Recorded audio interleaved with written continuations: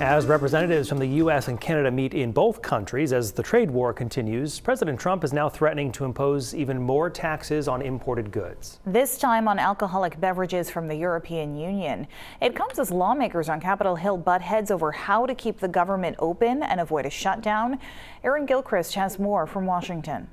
Now he's Secretary General of NATO. President Trump upping the ante in the trade war with allies, threatening a 200% tax on alcohol from parts of Europe, costing big for that glass of wine or bubbly. The threat coming after the European Union placed a 50% tariff on U.S. whiskey, the president downplaying the pain to small businesses. They're going to be so much richer than they are right now. During his meeting with NATO Secretary General Mark Rutte, not softening his tone on tariffs. Now, I'm not going to bend at all. Aluminum or steel or cars. We're not going to bend. We've been ripped off as a country for many, many years. Secretary of State Marco Rubio meeting with G7 diplomats in Canada trying to cool temperatures. And on the other side of the border, Commerce Secretary Howard Lutnick and Canadian leaders talking tariffs in Washington, D.C.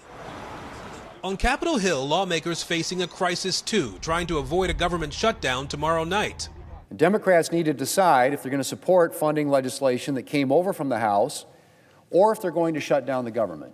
What the Republicans are doing is not a CR, it's a license to destroy.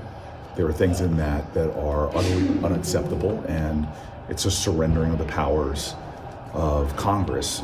The tug of war on issues impacting the economy, adding to Americans' anxiety. I think the situation is evolving quickly, and I think that, it's not quite clear how things are going to evolve. During that meeting with the NATO Secretary General, President Trump said that Europe needs to step up with resources to help with the ceasefire talks between Ukraine and Russia. U.S. negotiators are in Moscow, where President Putin today said that while he supports a pause in the fighting, more issues need to be discussed. Ukraine has backed that 30-day ceasefire.